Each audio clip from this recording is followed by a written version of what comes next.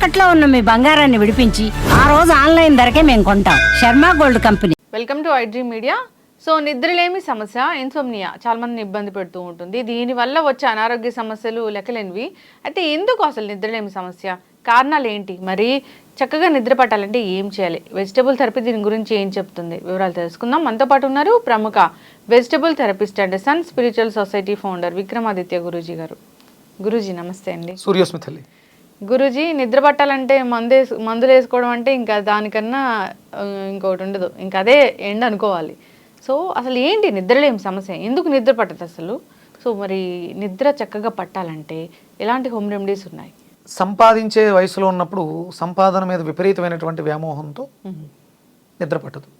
అలాగే రేపు ఎక్కడికో ఇంటర్వ్యూకి వెళ్ళాలి, లేకపోతే ఆ ఇంటర్వ్యూ చేస్తున్నటువంటి వ్యక్తి చాలా గొప్పవాడు, ఈ అవకాశం మనకు రావడం చాలా అరుదు, ఇది నా జీవితంలోనే పెద్ద మైలురాయి, ఇలాంటి ఉన్నప్పుడు యాంగ్జైటీతో మీ మెదడు విపరీతంగా ఆలోచించేయడం ద్వారా నిద్ర రాదు. ఇది ఒక రకమైనటువంటి యాంగ్జైటీ లేదా సైకలాజికల్గా డిప్రెషన్, వీటి వల్ల నిద్ర రాదు ప్రధానంగా. ఇక్కడ మనకు ప్రధానంగా ఏమవుతుంది అంటే మనసు చెడిపోతే శరీరం పాడైపోతుంది. అంటే ఈ నిద్రలేమి అనే సమస్య మనసుకు సంబంధించింది. శారీరకంగా విపరీతంగా అలసిపోతే శరీరం విశ్రాంతి తీసుకుంటుంది, ఎక్కడ మనసు విశ్రాంతి తీసుకోదు. అది తన లోకాల్లో తను విహరిస్తూనే ఉంటుంది. కానీ మనసు చెడిపోయినప్పుడు మీరు శారీరకంగా ఎంత శ్రమ పెట్టినా నిద్ర రాదు. విపరీతంగా కాయ కష్టం చేసినాడు ఒక చెట్టు కిందకి వేసుకుని ఎక్కడో ఒక రోడ్డుకు అటు సైడ్ ఒక చిన్న టవల్ వేసుకుంటాడు, అలా పడుకుంటాడు, నిద్ర పెట్టేస్తాడు. విపరీతంగా అలిసిపోయాడు అంటే వాడి పని శరీర శ్రమే. ఇక్కడ మనకి శరీరానికి ఎలాంటి శ్రమ లేదు, మనసు మాత్రమే శ్రమ పడుతూ ఉంటుంది, ఆలోచిస్తూ ఉంటుంది, రేపు ఎలా చేయాలి, కొత్తగా ఏం అడగాలి, ఈ ఆలోచన అంతా మెదడు మీద ఉంది. మరి నిద్రకి ఇబ్బంది ఏంటి? ఇదే నిద్రకి ఇబ్బంది. మనసు పరిపరే విధాల ఆలోచిస్తూ పాడైపోయింది. అంటే మన శరీరంలో వాయుమండల వ్యవస్థ అని ఉంటుంది. మన శరీరంలో మనం పీల్చుకునేటువంటి వాయువులు లోపలికి వెళ్ళిన తర్వాత రూపాంతరం చెందుతాయి. వ్యాన, ఉదాన, సమాన, కూర్మ, నాగ అని ఒక 10 వాయువులుగా మారుతూ ఉంటుంది. ఈ మారిన వాయువులు ఉపయోగించేసిన తర్వాత ఆ వేస్ట్ ఏదైతే ఉందో ఉదాన వాయువు మారింది, అది బయటికి ఎలిమినేట్ చేయబడాలి, రావట్లేదు. వ్యాన మారింది, బయటికి రావట్లేదు. అంటే ఆ యూజ్ చేసినటువంటి ఆక్సిజన్ కార్బన్ డైఆక్సైడ్గా మారింది, అది చెడిపోయింది, బయటికి విడిచిపెట్టాలి కదా, అది జరగట్లేదు మనకి. అది తలకు వెళ్ళిపోయిన తర్వాత కళ్ళు చూపుని పాడు చేస్తుంది, అదే కళ్ళకి చెవులకి వెళ్ళింది వినికిడి శక్తిని పాడు చేస్తుంది, నాస్ట్రిల్కి వెళ్ళింది ముక్కుని పాడు చేస్తుంది, నోట్లోకి వెళ్ళింది రుచిని పాడు చేస్తుంది. అంటే ఈ చెడిపోయిన వాయువు ఇన్ని పాడు చేసిన తర్వాత మెదడుకు వెళ్ళి నిద్రని పాడు చేసింది. డోపమైన్ రిలీజ్ అయితే మంచి నిద్ర వస్తుంది, డోపమైన్ రిలీజ్ అవ్వట్లేదు, హాస్యగంధులు పనిచేయట్లేదు. మనం నవ్వితే ఆనందంగా సంతోషంగా ఉంటే డోపమైన్ రిలీజ్ అయింది, హాయిగా నిద్ర పడుతుంది. అసలు నవ్వడమే లేదు, ఎదుటి వాళ్ళని ఎలా మనం తగ్గించాలని ఈ ఆలోచనలతో ఆధిపత్య పోరు నవ్వు అనేది మర్చిపోయారు.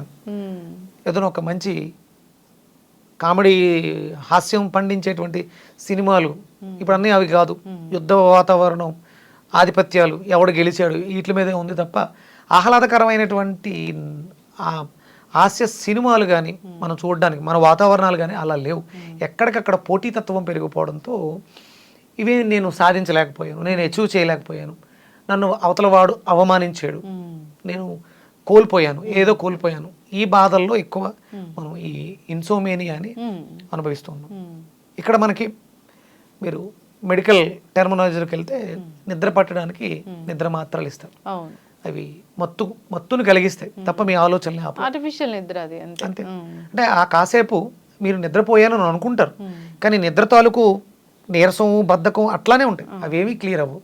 ప్రశాంతంగా మీ అంతటా మీరు ఇంటికి వెళ్ళి శుభ్రంగా స్నానాదులు వేయి పూర్తి చేసుకుని ఏదో లైట్గా ఒక గ్లాసుడు పాలు తాగి అలా పడుకుంటే 9-9:30 కల్లా డీప్ స్లీప్లోకి వెళ్ళిపోతే పొద్దుట 3-3:30 కల్లా అద్భుతంగా మెలకు వస్తుంది, చాలా ఎనర్జెటిక్గా ఉంటారు.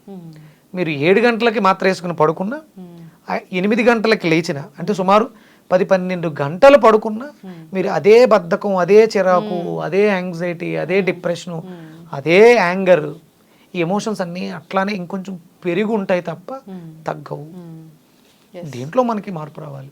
అలా మార్పు రావాలంటే మనం తీసుకుంటున్నటువంటి ఆహారం స్వభావ సిద్ధమై ఉండాలి.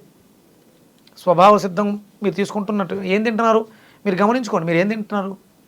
మీరు ఫ్రైడ్ రైస్ తిన్నారు. ఫ్రైడ్ రైస్లో ఏం స్వభావం ఉంటుంది? ఏం ఉండదు. ఫ్రైడ్ ఉంటుంది, ఏదో క్యారెట్ వేస్తారు, బీట్రూట్ వేస్తారు, లేదా చిల్లీ చికెన్ వేస్తారు, లేకపోతే నెంబర్ ఆఫ్. రైస్ని ఫ్రై చేయడం అనేది అసలు ఎంతవరకు కరెక్ట్ గురూజీ? అసలు కాదు, తప్పు. అసలు అన్నాన్ని కాల్చడం అనేది చాలా తప్పు, చాలా తప్పు. అది అసలు అక్కడే తెలిసిపోతుంది ఫ్రైడ్ రైస్ అంటేనే.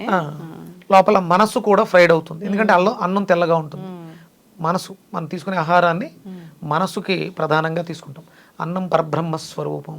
ఫ్రైడ్ రైస్ దాంట్లో వాడు వెనిగరు, సోయా సాసు, అజినోమోటో, ఇక 100 రకాలు యాడ్ చేసి మీ ఆరోగ్యాన్ని పాడు చేస్తారు. మీకు నిద్రలేమి ఉంది, ఇన్సోమేనియా సమస్య ఉంది, మీకు కాన్స్టిపేషన్ ఉంటుంది, మీకు రెస్పిరేటరీ ఆస్తమా ఉంటుంది. ఇవన్నీ కూడా ప్రధానమైనటువంటి కారణాలు. మీ మనసు చెడిపోవడానికి మీరు తీసుకుంటున్నటువంటి ఆహారం ప్రధానమైనటువంటి కారణం. బాగాలేదు అన్నప్పుడు తిండి మానేది. మనసు బాగాలేదన్నప్పుడు లంకణం పరమౌషధం. ముందు ఫస్ట్ ఆ వేస్ట్ మెటీరియల్ బయటకు వెళ్ళిపోద్ది, అప్పుడు ఆటోమేటిక్గా మనసు కుదిరిపడుతుంది. మనసు బాగాలేదన్నప్పుడు అస్సలు తినకూడదు. ఎంత ఉపవాసం ఉంటే అంత మంచిది. అప్పుడు నిద్ర పట్టే అవకాశం ఉంటుంది. అప్పుడు నిద్ర పట్టడానికి ఏం చేయాలో ఆలోచిద్దాం. ఇక్కడ పాలు చంద్రుడికి సంబంధించింది, నిద్ర కూడా చంద్రుడికి సంబంధించింది. మీరు మీ లైఫ్ని అంటే ఇప్పుడున్నటువంటి ఈ బిజీ లైఫ్లో వెస్టర్న్ కంట్రీ మీద ఆధారపడి జీవిస్తూ డే అంతా వర్క్ చేస్తూ నైట్ అంతా వర్క్ చేస్తూ డేలో నిద్రపోతాం. అంటే మన సిస్టమ్ ఇండియన్ నేటివిటీకి తగ్గట్టుగా ఉండాలి. ఇక్కడ సూర్యోదయ సూర్యాస్తమయాలు ఫాలో అవ్వట్లేదు, అందుకని మీ సిస్టమ్ పాడైపోయింది. మీకు డ్యూటీలు మారినాయి. మీ డ్యూటీ మారిన తర్వాత మీ బాడీ యాక్సెప్ట్ చేయట్లేదు దాన్ని. ఇదే అలవాటైపోయింది, కంటిన్యూ ఇదే రోగం అయిపోతుంది. ఒక అమెరికా వెళ్ళి వేరే కంట్రీ వెళ్ళి ఒక వారం 10 రోజులు ఉండి ఆ 2-3 రోజులు ట్రావెల్, ఆ జెట్ లాగే మీకు పోవడానికి వారం రోజులు పడుతుంది కదా. అలాంటిది నెలలు మీరు నైట్ లైఫ్ని డేగా వర్క్ చేసి ఉదయం 4 గంటలకు 5 గంటలకు పడుకుని 11 గంటలకు లేచి లంచ్ చేసి ఈవినింగ్ వరకు ఆ జీవితం వ్యర్థం. మీరు అలా వర్క్ చేయాలి అనుకున్నప్పుడు తినకుండా వర్క్ చేస్తే అద్భుతంగా పనిచేస్తుంది. ఇక్కడ ప్రధానంగా పాలు తీసుకోవటం మానేశారు అందరూ. మనసుకు సంబంధించినటువంటిది పాలుని తీసుకోవటం మానేశారు. ఎందుకంటే పాల మీద చాలా రకాల కథనాలు, తీసుకోవాలి తీసుకోకూడదు, హార్మోన్స్ ఇంబ్యాలెన్స్ వస్తుంది, ఇట్లా చాలా రకాలు చెప్పారు. అది అంటే స్వచ్ఛమైనటువంటి దేశవాళీ ఆవు పాలుని డిమాండ్ చేయండి, సప్లై పెరుగుతుంది. ఆవు పాలు తీసుకోవడం ద్వారా ఆరోగ్యం చేకూరుతుంది. అలాగే మనం వాడే ఆహారాల్లో నెయ్యి అనేది మనకి చాలా అద్భుతమైనటువంటి వరం. మనకి వేదం ఏం చెప్పిందంటే మాంసం వృద్ధతే మాంసం, అంటే మాంసాహారం తింటే మాంసం వృద్ధి చెందుతుంది. ఒట్టి మాంసం వృద్ధి చెందుతుంది అంతే. మాంసం వృద్ధతే మాంసం, మృతం వృద్ధతే మృతం. అదే అది మృత కణం. ఏదైతే తింటున్నామో అది దాన్ని వృద్ధి చేసుకుంటుంది. శాస్త్రం చెప్పింది ఘృతం వృద్ధతే బుద్ధి అంది. నెయ్య మీ బుద్ధిని ప్రచోదనం చేస్తుంది, వృద్ధి చేస్తుంది. ఇప్పుడు డాక్టర్స్ కూడా నెయ్యి ఒకప్పుడు తినొద్దన్నారు, ఇప్పుడు తినొచ్చు అని చెప్తూ ఉన్నారు. సో అది వాళ్ళకు కూడా తెలియదు, ఏదో రీసెర్చ్ చేస్తారు. కానీ ఇది ఎప్పుడో శాస్త్రం వేదాల్లో కానీ మనకి ఉపనిషత్తులు పురాణాల్లో మనం ఒక మనిషి యొక్క జీవన విధానం ఎలా ఉండాలనేది శాస్త్రం రాసిపెట్టింది. అంటే మీరు చేస్తున్న పనుల ప్రకారం మీరు ఎలా ఉండాలి. అందుకని ఏంటంటే మనం ప్రధానంగా ఆవు నేతిని ఎక్కువ వాడుకోవాలి. ఇన్సోమేనియాతో బాధపడేవాళ్ళు పాలని ఎక్కువగా తీసుకోవాలి. ఇంకా మీకు ఈ సమస్య ఎక్కువగా ఇబ్బంది పెట్టేస్తుంది అన్నప్పుడు గసగసాలు వాడటం విన్నారమ్మా? తెలుసా గసగసాలు దేనికి వాడతారు? సమ్ కూరల్లో అట్లా వాడుతూ ఉంటారు. అంటే మీ ఉన్న జనరేషన్లో గసగసాల గురించి పెద్దగా తెలియదు. గసగసాలు అనేవి మనకి ఊర్లలో వెళ్ళినప్పుడు చేపల కూరకి చాలా బాగా వాడతారు. అది చిన్నగా ఉంటాయి గసగసాలు, దాన్ని నూరుతారు. గసగసాలు మంచి నిద్రకి దోహదం చేస్తాయి. అంటే మనం తీసుకునే ఆహారం అది మాంసాహారం, కానీ దాన్ని మనకు అనుకూలంగా ఎలా మార్చాలని ఈ ఔషధాలు, అంటే దాంట్లో చేపల కూర వండేటప్పుడు ఏం చేస్తారు? గసగసాలు, జీలకర్ర, వెల్లుల్లి, ధనియాలు, ఇవి దానికి చేపల కూరకి మసాలా, అంటే దాంట్లో చెడు గుణం ఉంది, ఇవి వాడడం ద్వారా అది కొంతగా తగ్గుతుంది. అది మళ్ళీ మాంసానికి వెళ్ళినప్పుడు ఇక్కడ గసగసాలు వాడరు, ధనియాలు, జీలకర్ర, వెల్లుల్లి, అల్లం ఇవి వాడతారు. అంటే ఆ వండుతున్న కూరకి తగ్గట్టుగా దాని స్వభావాన్ని మార్చుకోవడానికి వీటిని వాడతారు. అంటే ఇక్కడ గసగసాలు మనకి నిద్రకి ఉపయోగపడతాయి. కొంచెం నిద్ర లేమితో బాధపడే వాళ్ళు గసగసాలని దోరగా వేయించి ఒక మూట కట్టి వాసన చూస్తూ ఉంటారు. దాన్నే మనం పటికి బెల్లంతో పొడి చేసుకుని, ఒక స్పూన్ పటికి బెల్లం పొడి, ఒక స్పూన్ గసగసాల పొడి రెండు కలిపి ఒక పావు టీ స్పూన్ పాలల్లో కలుపుకొని తాగితే మంచి నిద్ర వస్తుంది. పావు టీ స్పూన్ పాలల్లో పావు టీ స్పూన్, అంటే ఒక స్పూన్ చేసి పక్కన, అంటే కొలత సమభాగాలుగా ఉండాలి. ఒక 50 గ్రామ్స్ గసగసాలు, ఒక 50 గ్రామ్స్ పటికి బెల్లం దోరగా వేయించి ఇవి రెండు కలిపి పొడి చేసి ఒక సీసాలో పెట్టు, పాలల్లో ఒక పావు టీ స్పూన్ కలుపుకుంటే, అంటే దాంతో నల్లమందు అని విన్నారా, కొంచెం మొత్తుగా అనిపిస్తూ ఉంటుంది. దాన్ని వాడుతూ తయారు చేసే వంటే అది డ్రగ్స్కి సంబంధించింది, మిస్యూజ్ అవుతుంది. కాబట్టి దాన్ని పక్కన పెట్టేసి మనం గసగసాలని ఇలా వాడుకుంటే దాంట్లో ఆ నిద్రకి ఉపయోగించేటువంటి నల్లమందు తత్వం ఉంటుంది, హెల్దీగా ఉంటుంది, ఆరోగ్యంగా ఉంటుంది. సో గురూజీ, ఇలాంటి హోమ్ రెమెడీస్ ఉన్నాయి చక్కటి నిద్ర కోసం. అంతేకాదు మనసుని ప్రశాంతంగా ఉంచుకోవాలి, మంచి ఆలోచనలు ఉండాలి మీరు చెప్పినట్లుగా. సో శారీరక శ్రమ అనేది కూడా హెల్తీగా ఉండాలి. మార్నింగ్ టైంలో మనం డే టైం అనేది శారీరక శ్రమ ఈ వర్క్ ప్లేస్లో ఉండడం అట్లా ఉన్న నైట్ అనేది నైట్ నిద్ర కోసం ఉపక్రమించాల్సిందే. జనరల్గా ఇలాంటి నైట్ షిఫ్ట్లు ఇలా ఉండడం వల్ల మొత్తం క్లాక్ అంతా పాడైపోతుంది, బయోమెట్రిక్ క్లాక్ మొత్తం పాడైపోతుంది. అందుకని అలా ఉండాల్సి వచ్చినప్పుడు తేలికగా జీర్ణం అయిపోతూ మీకు ఎనర్జీని ఇచ్చేవే తినాలి తప్ప బిర్యానీలు, బిస్కెట్లు, టీలు ఇలాంటివి తినకూడదు.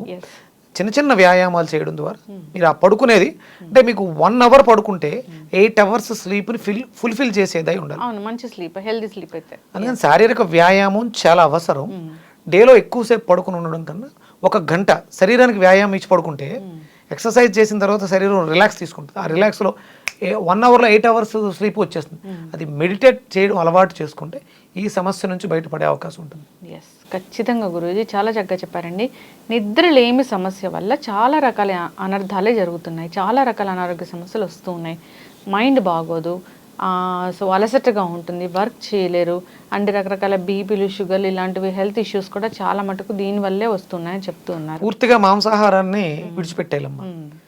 ఎవరైతే ఇన్సోమేనియా తోటి ఉన్నారో వాళ్ళు పూర్తిగా మాంసాహారాన్ని విడిచిపెట్టేసి సాత్విక ఆహారానికి వచ్చేస్తే వాళ్ళకి ఈ సమస్య నుంచి బయటపడడానికి ఎక్కువ అవకాశం. ఎస్, ఖచ్చితంగా గురూజీ చాలా చక్కగా చెప్పారండి. అందరు కూడా పాటించాలని కోరుకుందాం, ఎందుకంటే అందరికీ నిద్రలేని సమస్య ఉంది కాబట్టి. హోమ్ రెమెడీస్ కూడా చాలా చక్కగా చెప్పారు. సో న్యాచురల్ వేస్లో నిద్ర కోసం చక్కటి హోమ్ రెమెడీస్ అని చెప్పుకోవచ్చు. చక్కటి ఇన్ఫర్మేషన్ అండి, ధన్యవాదాలు. సూర్యస్మితల్లి.